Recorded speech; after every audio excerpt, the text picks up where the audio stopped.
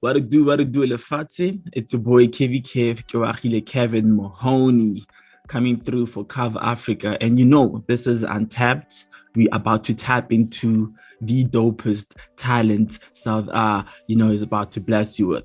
So today's show is very exciting for me. I'm very excited about this one because I've been following this person's journey for quite some time now.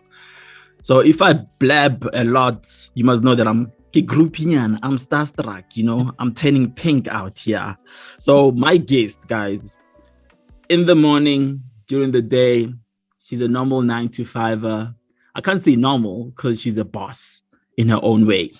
She's a boss, a strategist for one of the biggest advertising agencies in the world.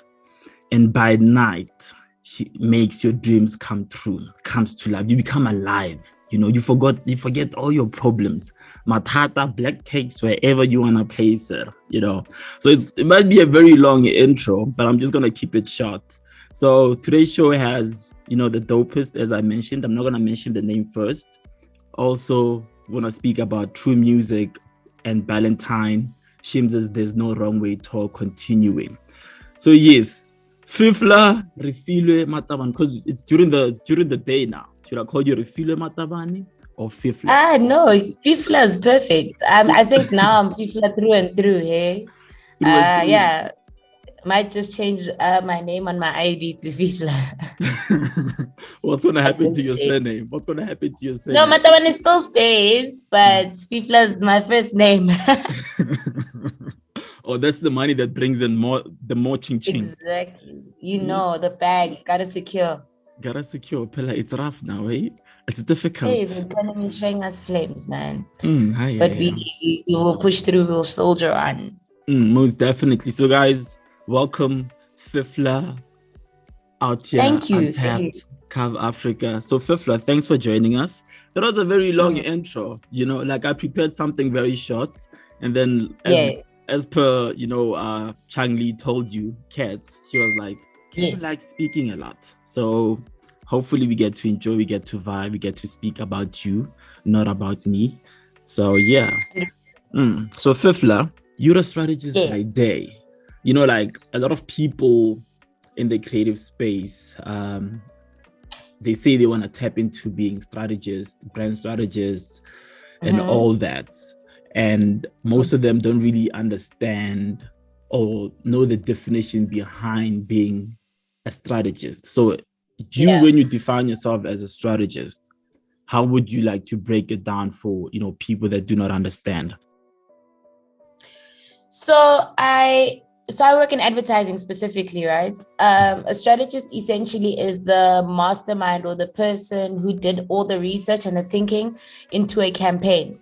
So if, let's say, for example, there's a certain demographic that we're trying to approach or target, we have to get as much info on those people. And if a brand or a client comes to us, and they say, oh, we want to launch this new product, for example, but we just don't know how to go about it or execute it from print to TV to radio to out of home to digital, then we come up with a solution essentially. So what we do is we tap into the market, find out what it is they need, what are their needs, what problem are we solving for them using this product. We then do the research behind it, and then we come up with the strategic platform, or basically like the big idea for the campaign. So that is what I do. And then that's when the creatives roll out the artwork and stuff and how it's going to look or live on those platforms, as I mentioned, such as TV, print, radio, and out of home and stuff. Yeah, because I feel like, you get people that say that, print, radio, and TV is kind of backwards. People are like, social media, blah, but they forget that people living outside the big cities, still love radio, print media, and television as a whole the way it is. It's not 100%. It's not about them being old school. It's just that that's something they've gotten used to. Even the young kids growing up, as much as they can be on social media and all that. So what do you say to people that tend to, define the old version of traditional, media, comparing it to, today's media? What do you say to them about all these things? It's a very it's a tunnel vision approach to look at it when they do that, because what they're doing is now they've excluded a huge market of people who don't have smartphones, for example, who don't have access to internet, laptops, or any kind of technology. Do you know what I mean? So if you only focus on social media and digital, you're basically only targeting a very niche market. We live in South Africa, where you can already see the inequality gaps in society. You know what I'm saying? Obviously, when people commute from home to work and stuff, that's already advertising as well, because you'll see a lot of branded taxis. When you're commuting, you have to see billboards. It still works. It's still effective, right? When you go home and you're sitting with your family, usually, obviously, in a normal family setting, the ritual is every time people come back from work or school, we sit together, we watch TV, and that's still a very huge mass market platform to reach the masses, So yes, it is important to ensure that we're always moving with the world in terms of the digital time, and ensuring that we're always a step ahead, or we always just moving with the digital age, but we can't leave out those other platforms, because they're still just as effective, Like I said, not everyone has access to digital or social media, because then people are looking at it from a privileged perspective. And that's what privilege tends to do to a lot of people. That's true. Not everyone has the same access to the things you have. That is true. Yeah. Most definitely. Because I guess we get to question all that, because, today's generation has different ways of doing things because of the access they have to things, right? And 100%. You transforming into Refilwe during the day to Fifla during the night. Currently you partnered with Ballantine, Shimza, There's No Wrong Way tour.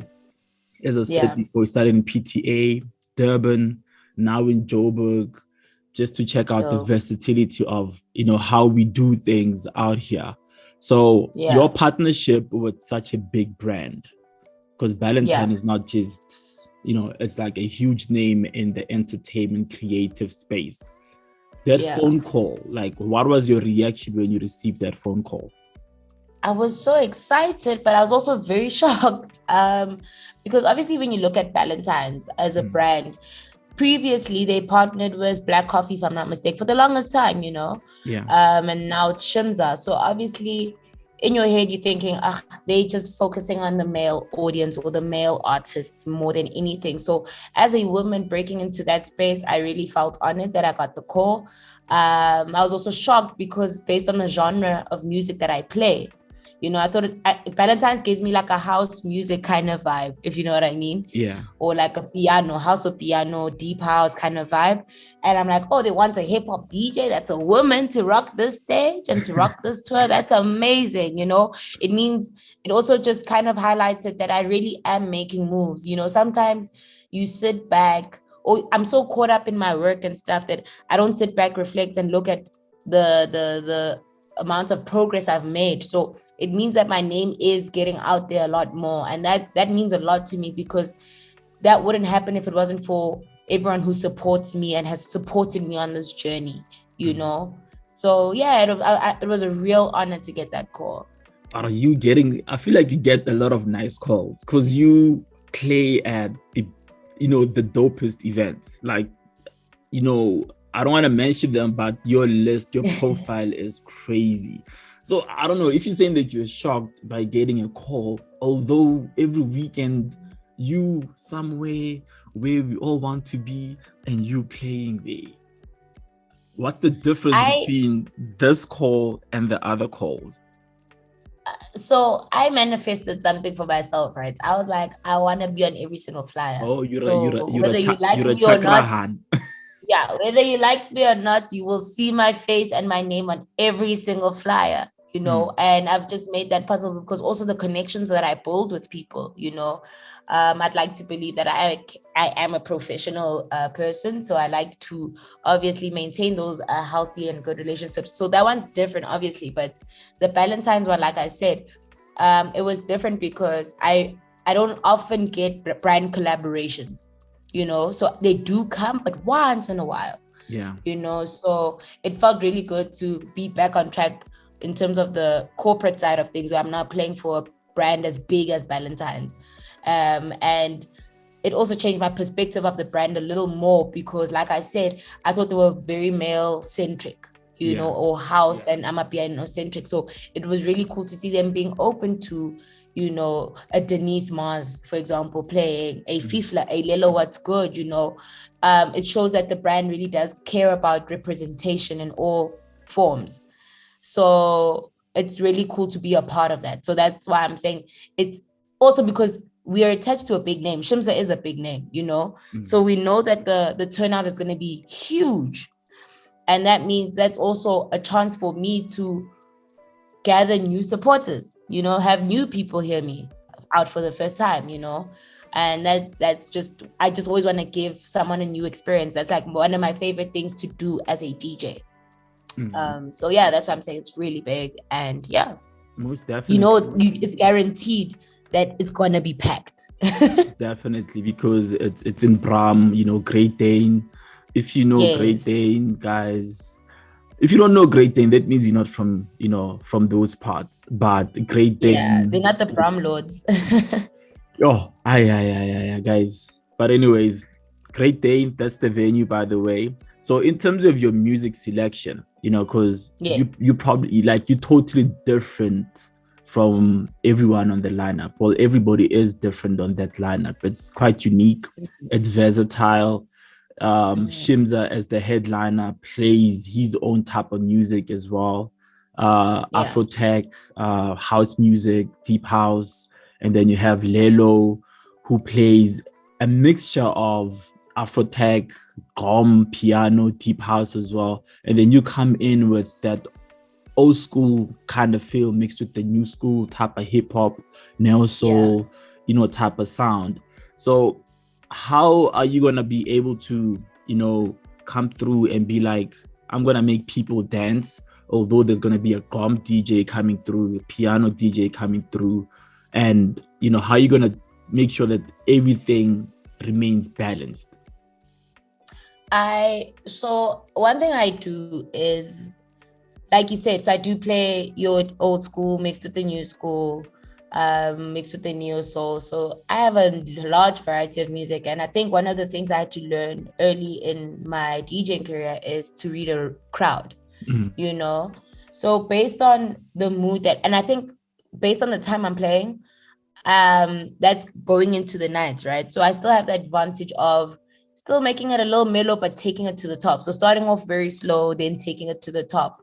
And one thing that I think one of my cheat codes is playing songs that people haven't heard in a while, because then they sing along and they're like, oh my gosh, you know, and putting people in a nostalgic feel while mixing it with the new school. And they're like, oh my gosh, I just want to twerk right now. You know, like, this is the current song on my playlist. I can guarantee you I will bring that to the table. So it's all about reading the crowd and just taking people on a journey with you, because I always believe that people also only enjoy your set if you're enjoying it, if you're having fun with it. When they see the DJ vibing and they see the DJ in her element and really, you know, feeling the music she's playing for you, then everyone automatically also, it's like an energy transfer.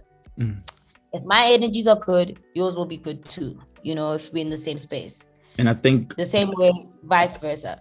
Yeah, I think that's your biggest advantage, like you mentioned, because if you look at all the events that you have played at, you know, it's different variety, you know, different genre type of events, whereby sometimes on the lineup, there's no particular DJ, for instance, a piano DJ or a house DJ, you know, that's on the lineup, and you're going to have you playing there and some other DJs as well.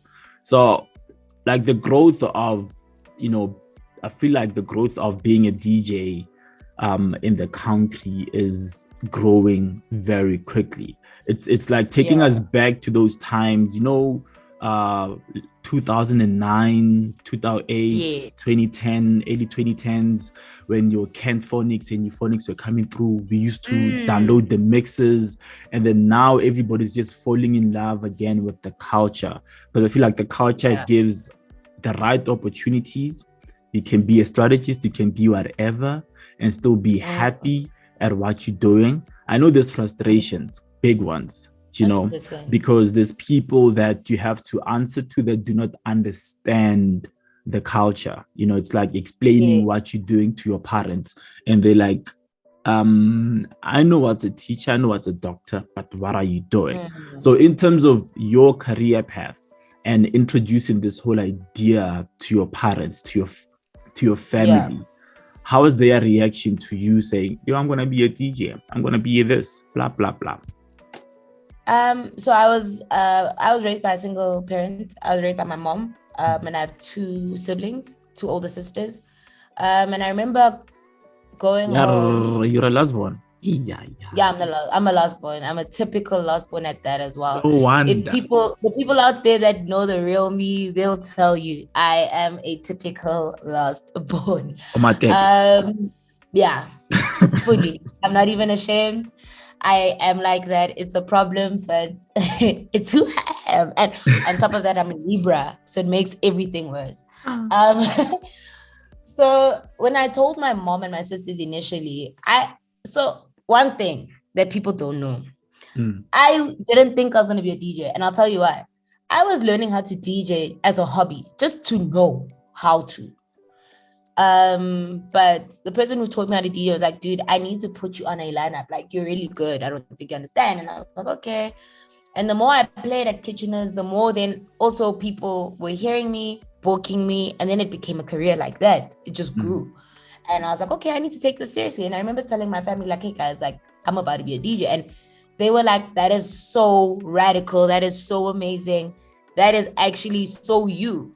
And they reminded me that since I was a kid, I've always had a huge love for music. It obviously makes sense that one of my career paths would eventually land up in me being in the music space, So they were excited. I think my mom is my biggest fan, actually. Like, my mom reposts my stuff. She shares my stuff. I'm her profile picture every day. If it's me at work, she calls me after every gig. Like, how did that gig go? She'll call me like, did you get home safely?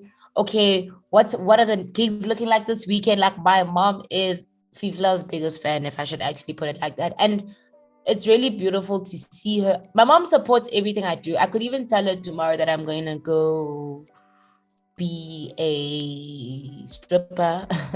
Nah. And she'll be like, let's do it. She'll be like, go for it. That's what you want, then do it, So I'm very fortunate and blessed to have a parent who actually supports every single career move I make. Because it is hard to explain to parents, like, I'm in this space. Like, being a creative alone is very hard. I remember it wasn't always the case, by the way. I wanted to study fine art back when I was 18 years old. And my mom was like, no, you're not going to do that. I don't want a struggling artist as a child. Like, things like that. She used to be like that, And then I didn't study fine art. I wasn't mad at her. But she was like, okay, find something else that's very creative, but also very business minded. Then I was like, okay. Then I did my research, and that's how I got into Vega, and I did strategy. And she was like, this I can support. And I thank her for it, because it was actually such a cool journey, And it's still a cool career path for me. I mean, it has its toxic moments. Like you said, not everything is, always airy fairy and whatever, but she has always... I what? Jolo. Yo, oh my gosh, let's not even open that window. Oh, that one's another one. But yeah, she's always just been really supportive of me being a creative. I was going to study accounting and be like my sisters, because they both chartered accountants, right? And then she was like, that's not who you are, your true essence and your true being. Like, you're such a creative. My mom pushed me to actually go down the creative route. And for that, I always thank her. And she still pushes me to be the best creative that I can be. So I appreciate her for that. That's pretty dope, because I feel like our generation has has been blessed with parents that some understand, like your mom.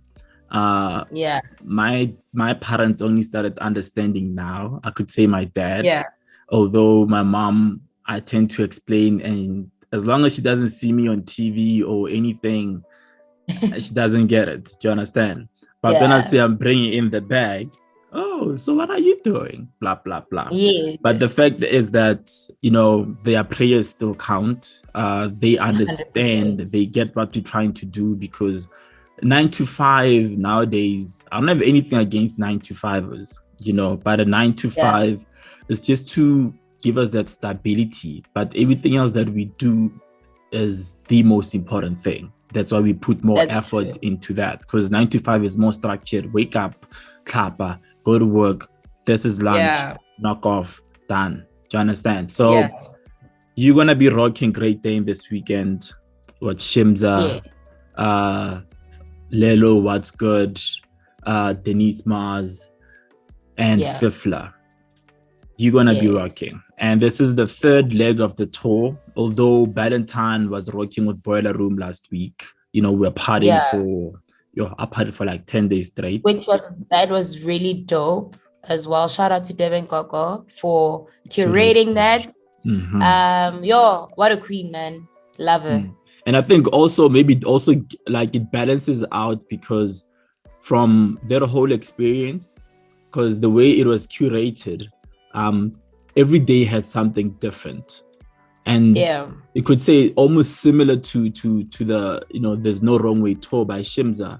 PTA gave us that deep, you know, Afro-tech type of house feel. Durban gave us Afro-tech, and then you hear in Joburg, there's a different taste to it as well. So brands are coming through for the culture, most definitely. And 100%. We just pray that they keep investing, because that's where the youth gets more information, conversations like these. You know, it doesn't have to be at a loud, rowdy place. We're speaking about loud, rowdy places right now, although it's still educational at the same time. So shout out to you for coming through. You're a superstar. You know, you're a superstar. Oh, wow. You're out here. Like, we should roll out the red carpet for you every time. Because what? No ways. I'm such a shy person. I would faint. That's the thing about shy people. Shy people, like you say, you always know how to read the room, you know. And you mentioned that you were brought to this earth to come save us. You're a superhero, basically. That's what you were trying to tell us. You're a superhero. So, guys, Fifla, thank you so much for joining us. This was pretty dope. I wanted it to be very long, but you probably have a very long day. And you know, I gotta go secure those bags. Most definitely. So guys, check out Fifla on the 12th of March. This is my birthday month, by the way. 12th of March. Oh, okay. Ballantine. Happy birthday in advance. Thank you, Fif. There's No Wrong Way tour. Shimza, Lelo What's Good, Denise Mars, and Fifla. Shout out. Yeah. So tell us what's you're gonna be rocking Ballantine this weekend, and what is it like? Tell us more about everything else that you're doing before I let you go, so that people can be like this weekend, it's the Ballantines, which is that's the one way I know we're gonna rock, but we're also gonna rock at my other gigs. I'm playing at Hallmark Hotel on Saturday, just before Ballantines, and then on Sunday, I'll be out in Roodepoort at a very dope spot called Smith Craft Cafe. You can expect neo soul jams, you know, the Sunday vibes. I just want to bring a very chilled Sunday vibe to the people. Super excited. Most definitely. So guys, check out Fifla's social media accounts. She's rocking, she's booked and busy. So whoever that wants to jola or whoever that's jollering, guys, I feel for you guys. That who busy. So thank you so much, Fifla. Guys, this is Untapped. Your boy Kev Magic, Kevin Mohoni, doing it once again for Cav Africa. We outie. Thank you. Bye.